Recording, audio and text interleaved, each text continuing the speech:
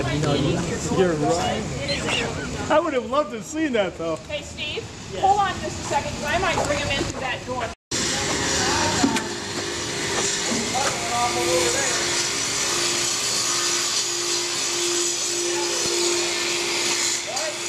This is what you first walk in to the new football facility.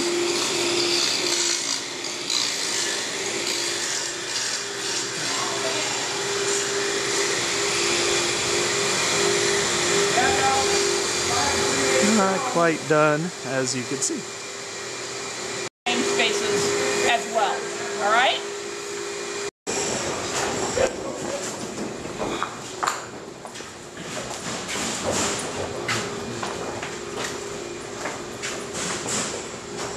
So what we've done is we had the opportunity to take and view a lot of other football programs, and Paul Federici was critical as well of looking at what they liked, what they didn't like at lots of other facilities. And it was critical that they have a couple of central corridors, and this is the main one that's going to come in from a back door or a dock area where the semi-truck will back up into, and then everything comes off of this central core, and you're going to see the same pattern upstairs when we get into the meeting space. So this is a critical space where we have laundry. This is their equipment room. They'll have their individual lockers where they'll check out their gear. And then a corridor that runs this way for the players to actually get to and from, you know, whether it's the back door to enter or their locker room, all right? But this is the main corridor right through here.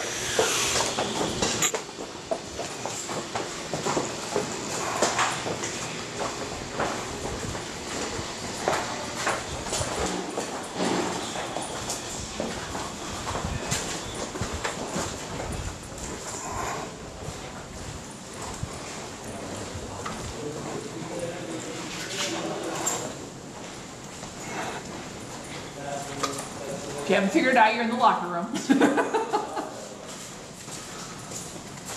So we're in the locker room. These lockers are not complete. They do have doors on them. They go around. And notice we're trying to make this as efficient as possible, trying to have open areas for the teams to gather. And then the showers and the toilets are back to this particular area. If you want to see a finished locker, it is in the back here with the doors on it if you want to take a look.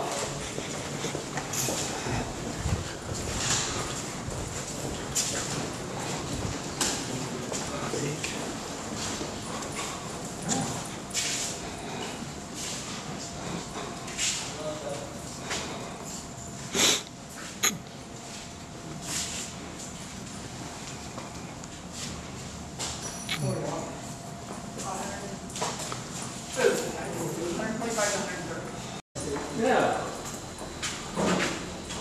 So the next two spaces that go against each other, we'll go into strength and conditioning after this, but athletic training is to my left. You can walk in, you can see the two therapy pools, hot and cold plunge pools, an athletic training space for taking treatment, and then also rehabilitation.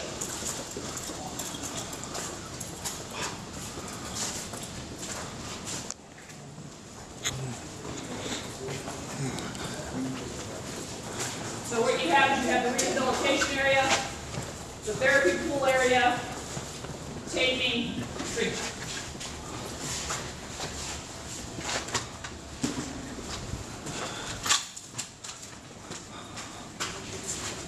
Just a little different than Jacobson. Yeah.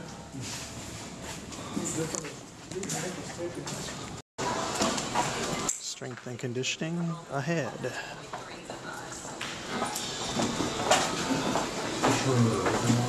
Wow. There's a lot of uneven surfaces in here.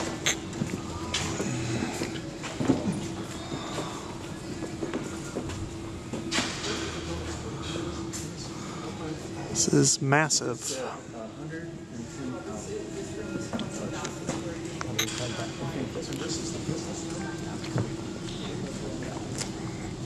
You know, it's sort of how the floor laid out.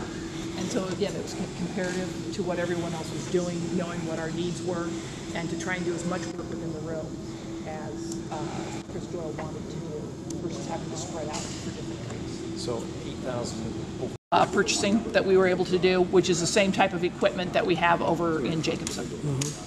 So it'll be the racks, the bars, the dumbbells, the other type of equipment that we'll have in here. Is that how will you repurpose the old equipment? Well, part of it is a matter that some of it will just come right over here, Scott, Okay. and just be put in place, and they'll continue to use it. Same thing with some of the rehabilitation equipment that's going to be in athletic training, and then the rest of it is all done through a purchasing process. Okay. Per university guidelines. Okay. So I don't have a choice. yeah, sure. $55 million for 1 and 2. So is it walking up the stairs?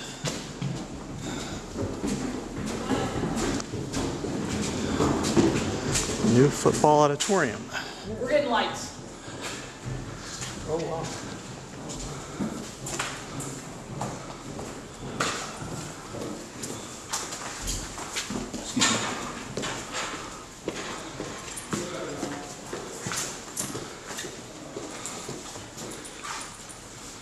So we're now in the team meeting room.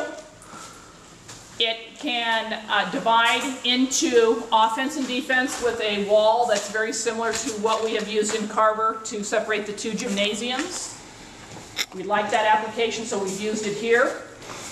And you have seating in here for about over 150, about 180.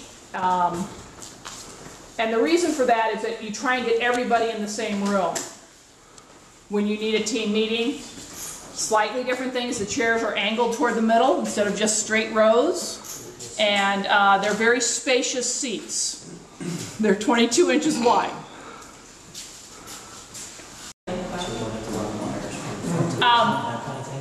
It's taped off here, so we're not going to be able to do it, but as you can see, there is a glass area that is overlooking the indoor practice facility, and on that back hallway is also where our video production will be for football, for film breakdown, etc. But remember the corridors I talked about? This is the back corridor that sits on top of each other from an efficiency perspective.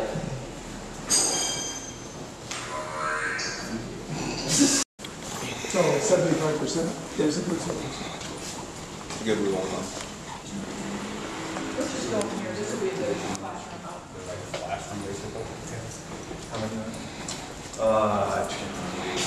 So this is a typical breakout room for the position room. Yeah, just watch the blue there. Step You across said there. those chairs are 22 inches wide, is that what you said? Were they okay for you? Yeah, plenty of room. Better than the ones in the one now where you're like, Just watch your stuff there, you guys.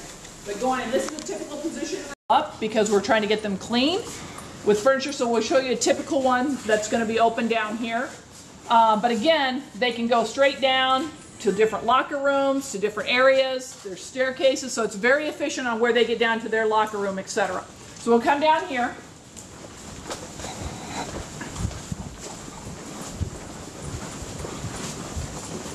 And you can see a couple of typical offices there being cleaned, but if you stay off the carpet, here's one that doesn't have cleaning supplies in it, so you can at least get a picture and move on.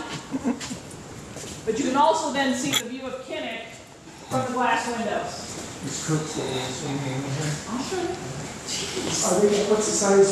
No, I don't know. So relative, I assume they're all larger than what they got. Coordinator's office. Offense and defensive conference rooms. Another coordinator office. Recruiting room. This is the offensive staff room. Let's see, I gotta get my bearings here. Yeah.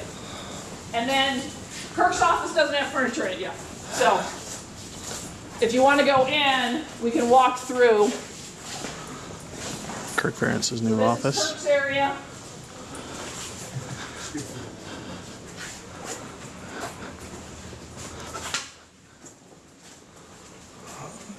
It overlooks Kinnick Stadium. This will be Kirk's meeting area. Kirk's bathroom? That's, it's a bathroom. So this will be the meeting space, and then this will be the reception area. Yeah. Head coach's office overlooks Kinnick. I got a picture of Kirk's bathroom. What was that?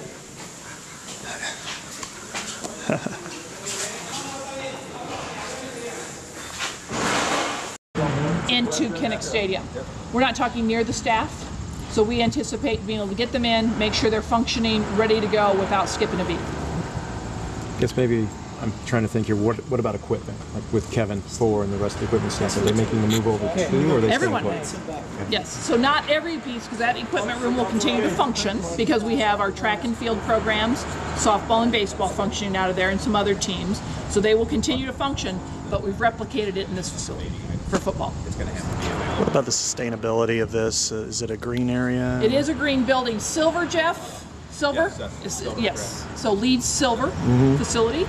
And that is a goal of the entire university. And so whenever we build, we meet those same goals. And the unique thing about how this building functions, if you remember from the indoor facility, we are using chilled water to heat and cool it. Okay. So this huge loop that circles around Kinnick Stadium, the water comes in about 33, 34 degrees. You only have to heat it up so high, or you cool it down. Well, you really heat it up for both ways, but to make sure that we're cooling the building and heating the building with chilled water, which is a unique thing, but it's very efficient, very similar to geothermal on a very large scale.